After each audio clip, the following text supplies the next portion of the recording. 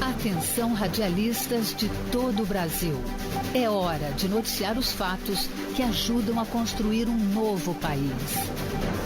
Direto dos estúdios da Empresa Brasil de Comunicação em Brasília, vem aí a Voz do Brasil.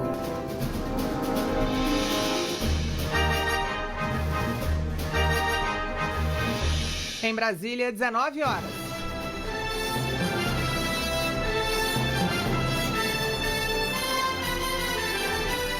Está no ar a Voz do Brasil.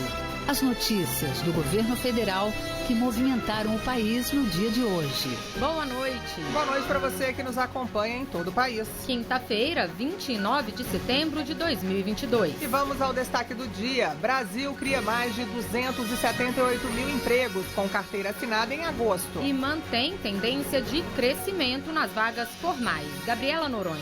De julho de 2020 a agosto de 2022, o país registrou saldo de mais de 5 milhões e 800 mil postos de trabalho.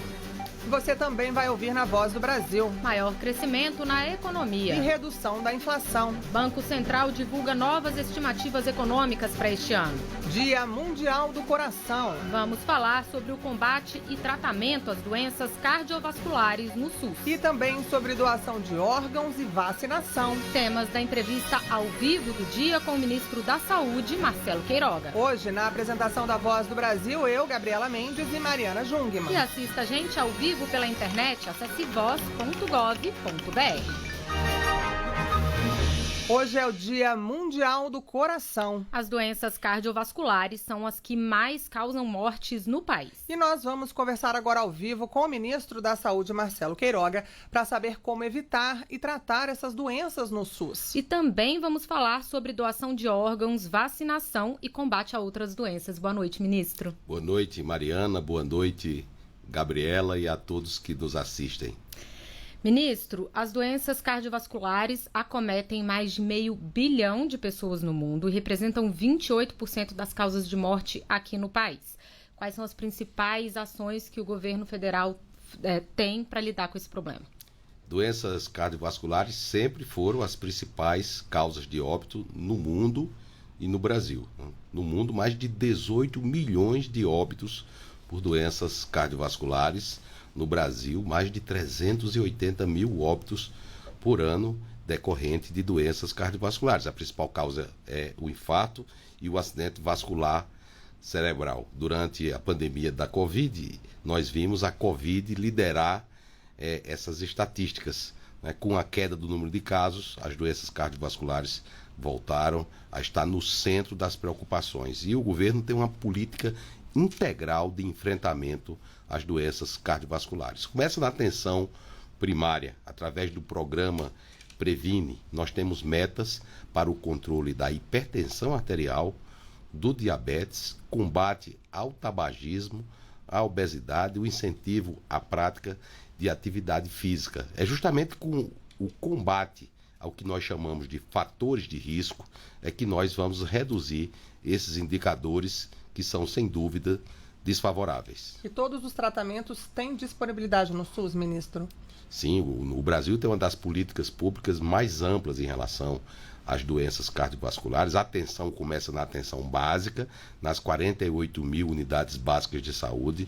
Nós temos um programa de assistência farmacêutica que foi ampliado hoje com mais 6 medicamentos disponibilizados na farmácia popular do Brasil, e de outro lado nós temos uma rede de atenção especializada à saúde bem ampla, que é onde cuidamos dos casos mais graves, ou seja, das complicações em decorrência das doenças do coração, por exemplo, de uma hipertensão arterial que não foi tratada adequadamente, né? Do infarto agudo do miocárdio. Nós reforçamos o atendimento pré-hospitalar do infarto do miocárdio, que pode ser feito agora nas ambulâncias do SAMU, com o apoio de estratégia de telesaúde, né? Então, os medicamentos trombolíticos, nós triplicamos o orçamento. Esse medicamento é um medicamento que injetamos na veia para desobstruir a artéria relacionada com o infarto. O orçamento aumentou de 15 milhões por ano para 45 milhões de reais, além de termos criado uma linha de cuidado que favorece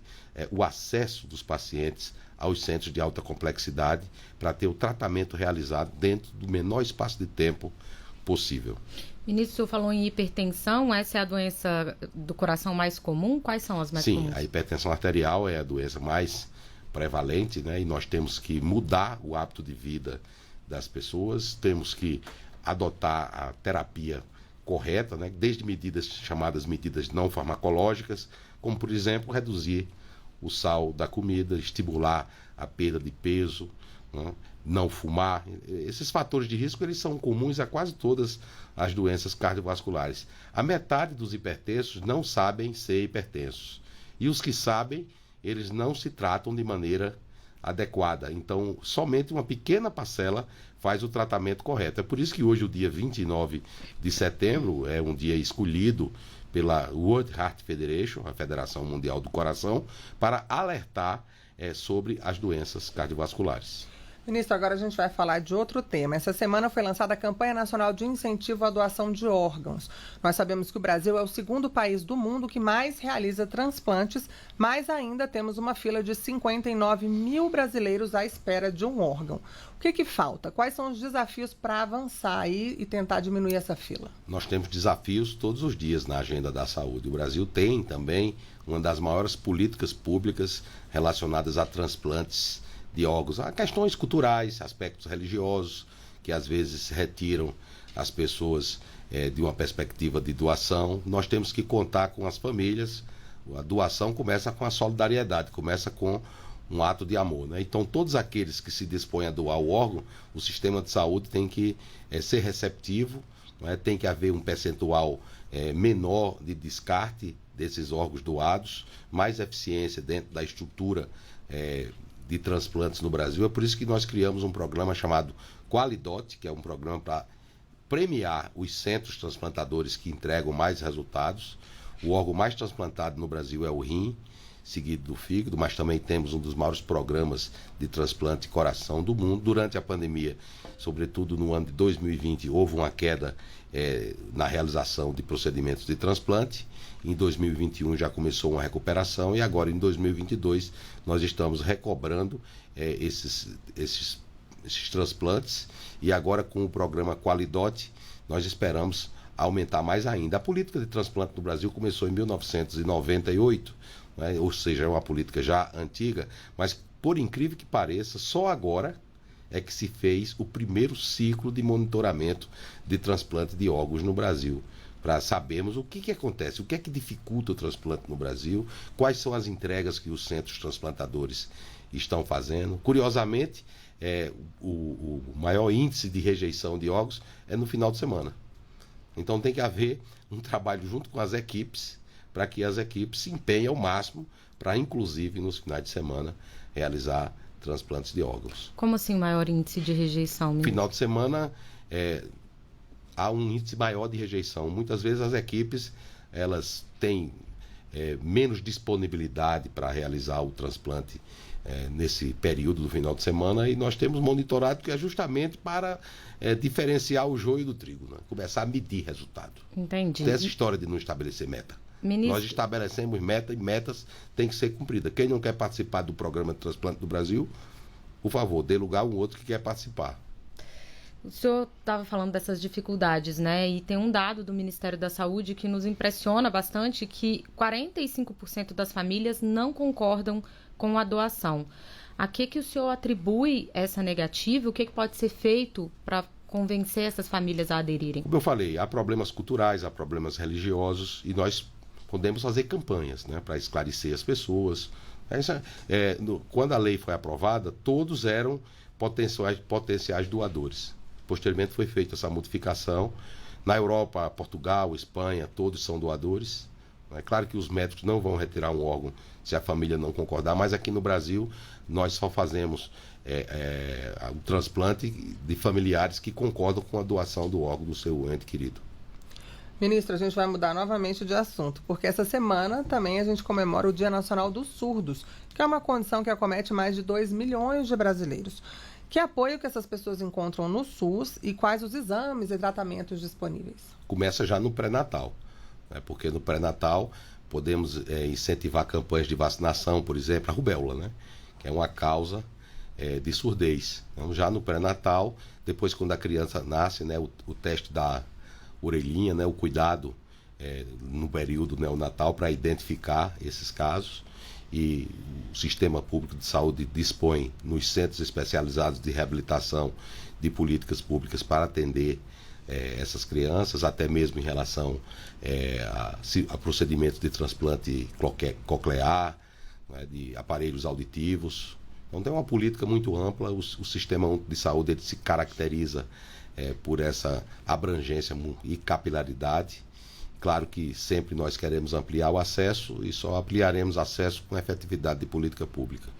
Estamos conversando com o ministro da Saúde, Marcelo Queiroga, e a gente tem muito assunto para tratar com o senhor, né, ministro? Então, vamos seguir. Agora a gente fala de vacinação contra a poliomielite, cuja campanha se encerra amanhã, porque é importante garantir a imunização do público-alvo, que são as crianças de 1 a 4 anos, né? São 15 milhões de crianças no Brasil. A nossa campanha começou no dia 7 de agosto. Inicialmente essa campanha se estenderia até o dia 9 de setembro.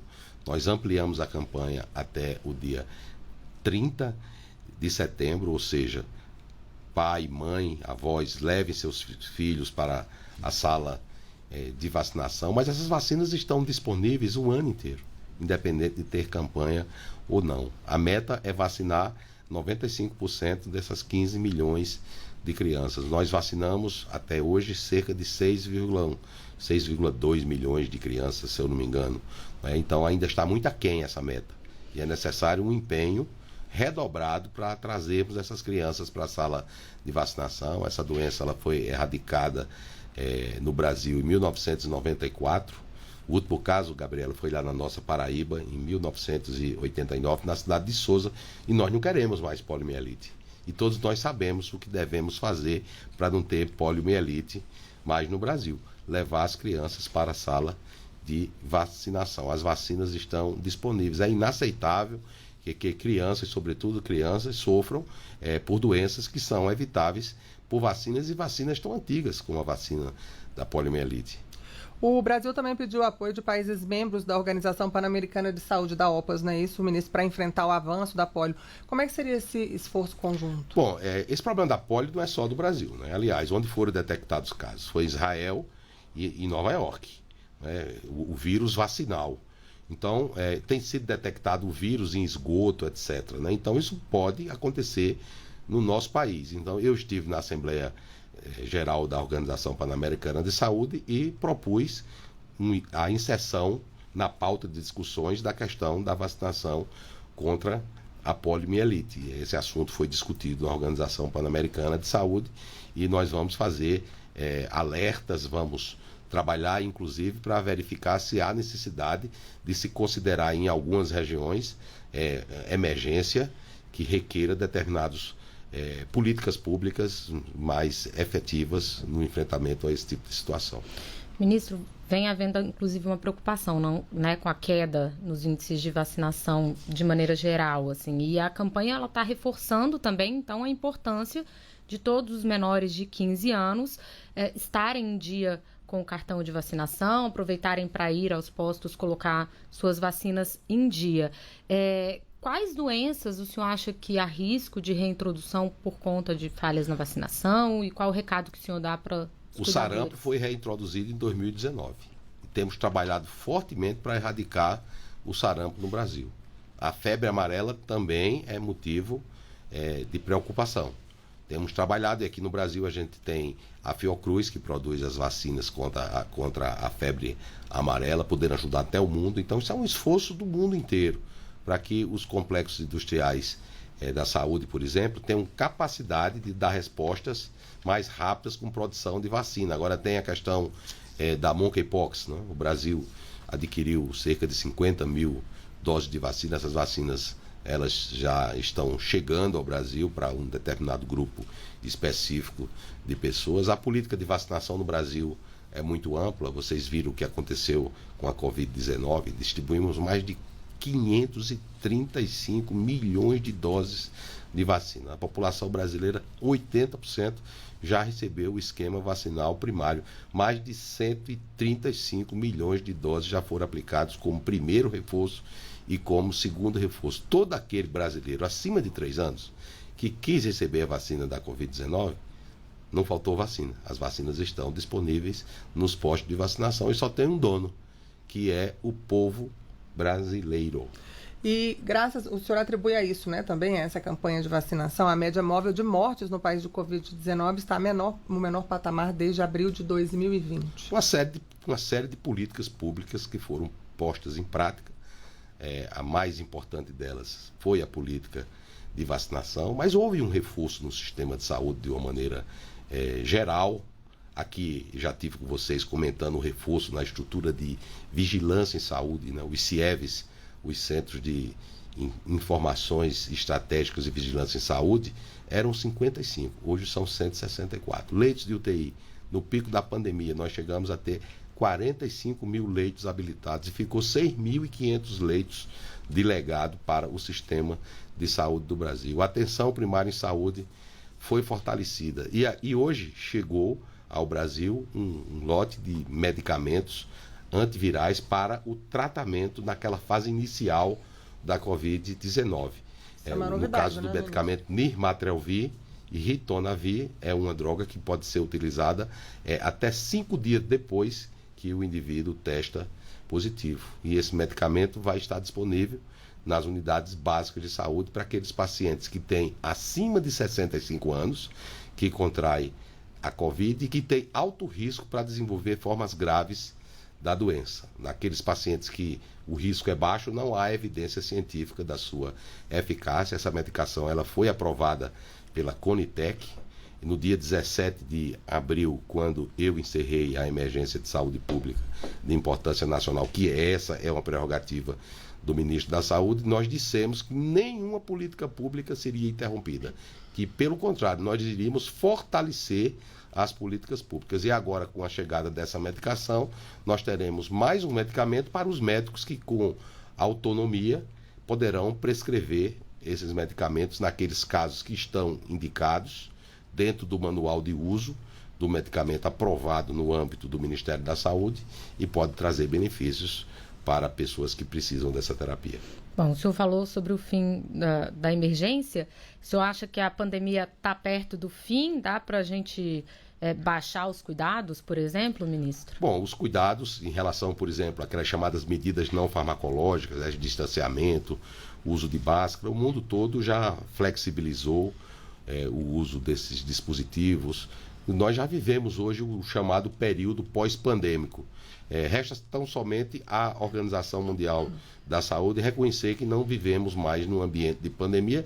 É claro que há países ainda que têm coberturas vacinais muito baixas e a análise que a Organização Mundial de Saúde faz é uma análise mais abrangente, né? O presidente Biden agora nos Estados Unidos disse que lá nos Estados Unidos não tinha mais pandemia, a despeito de se ter lá em torno de 500 óbitos por dia, e o Brasil, a média móvel de óbitos é inferior a 30. Né? Então estamos bem, o nosso sistema de saúde foi reforçado, hoje temos uma capacidade de resposta muito melhor. Nós estamos reforçando as outras políticas, porque doenças como as doenças cardiovasculares, elas são doenças muito prevalentes, foram negligenciadas durante a pandemia. Lá no começo da pandemia dizia, fecha tudo, né? Tem que ficar em casa, as pessoas deixavam de ir ao médico. Qual é a consequência? Descontrole da pressão arterial, descontrole do diabetes, uma série de situações que agravam as doenças cardiovasculares. É justamente por isso que nós construímos uma série de políticas públicas, desde a atenção primária à saúde, a atenção especializada, para que consigamos enfrentar com eficiência essa carga de doença que o Brasil tem, porque há no Brasil uma transição demográfica, cada vez mais pessoas com cabelo branco e com isso mais doenças crônicas não transmissíveis, doenças cardiovasculares e o câncer. Vamos entrar agora no mês de outubro. Quero lembrar aqui a questão do outubro rosa, do câncer de mama, que é uma das doenças que mata mais mulheres no Brasil, em mulheres mais jovens. Né? No ano de 2020, nós fizemos mais de 300 mil biópsias em lesões suspeitas de mama. Ministro, mês que vem o senhor volta aqui para a gente falar do câncer de mama, tá joia? Com Porque certeza. Infelizmente nosso tempo acabou. Nós acabamos de conversar com o ministro da Saúde, Marcelo Queiroga. Ministro, muito obrigada pela presença novamente aqui na Voz do Brasil. Eu que agradeço a oportunidade.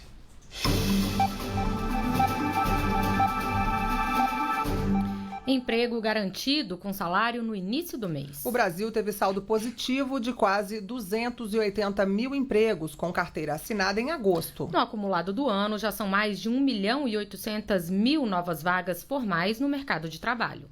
O Brasil abriu 278.639 empregos com carteira assinada em agosto, segundo dados divulgados pelo Ministério do Trabalho e Previdência. Em julho, tinham sido 221 mil novas vagas. O nível do emprego formal subiu nos 26 estados e Distrito Federal em agosto. E todos os setores da economia tiveram saldo positivo nas contratações. A área de serviços foi a que mais abriu postos, cerca de 141 mil. Uma dessas vagas foi preenchida pela Maria de Jesus Lopes, de Brasília. Ela estava desempregada há 2 anos e em agosto foi contratada como cozinheira, um alívio para pagar as contas no fim do mês. Eu sou chefe de família, como sou pai e mãe, então eu não consigo ficar desempregada há muito tempo assim. Um alívio maravilhoso, que eu coloco minhas contas em dias. O ministro do Trabalho e Previdência, José Carlos Oliveira, ressaltou ainda o crescimento do emprego na indústria, que teve mais de 52 mil postos criados em agosto, e lembrou que isso beneficia o país como um todo. Isso quer dizer que nós estamos retomando o crescimento da indústria, e isso é importante porque traz valor agregado aos nossos produtos, faz com que a balança comercial brasileira ela tenha um resultado muito mais favorável. E também vai elevar a média dos salários dos brasileiros,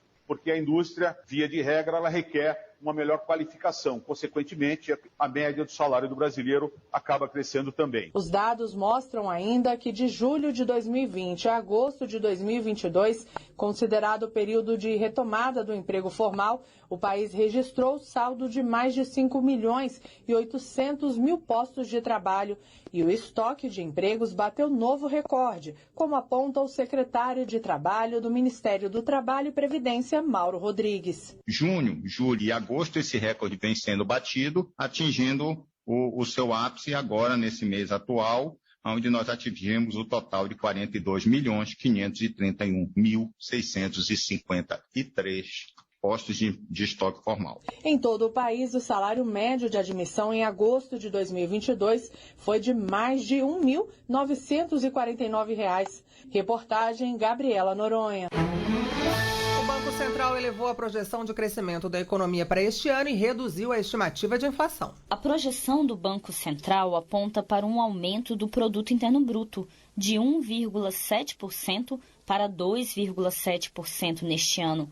O valor é a soma de todos os bens e serviços produzidos pelo país. A revisão deveu-se ao crescimento do PIB no segundo trimestre, que avançou 1,2% em relação ao trimestre anterior, entre outros fatores. O diretor de Política Econômica do Banco Central, Diogo Guilhem, destacou avanços na agropecuária, na indústria e nos serviços, com uma retomada no período pós-pandemia. A agropecuária, acho que teve a quebra de safra no primeiro TRI, então explica um pouco desse crescimento do segundo TRI. A parte da indústria, você tem indústria de transformação, todos os setores indicam crescimento. E aí na parte de serviços, acho que em função aí da normalização do pós-pandemia, consumo das famílias vindo mais forte e investimento também mais forte. Já a inflação oficial, medida pelo Índice Nacional de Preços ao Consumidor Amplo, IPCA, deve fechar o ano em 5,8%. A previsão anterior, em junho,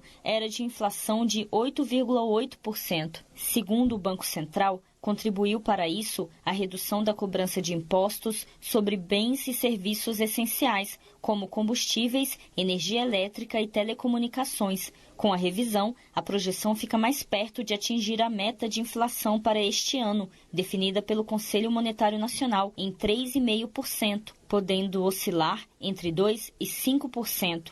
O presidente do Banco Central, Roberto Campos Neto destacou o papel desse indicador para o desenvolvimento econômico do país. A gente entende que o mais importante, para gerar emprego, para gerar crescimento sustentável, é ter a inflação sob controle. Então a gente atua dessa forma, porque sem um equilíbrio de preço você tem dificuldade de atingir os outros objetivos. O Banco Central também antecipou como deve ficar os índices de inflação para os próximos anos. A expectativa é de uma inflação a 4,6% em 2023 e 2,8% em 2024. Reportagem Márcia Fernandes.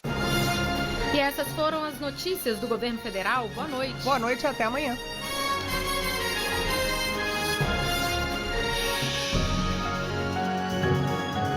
A Voz do Brasil. Governo Federal.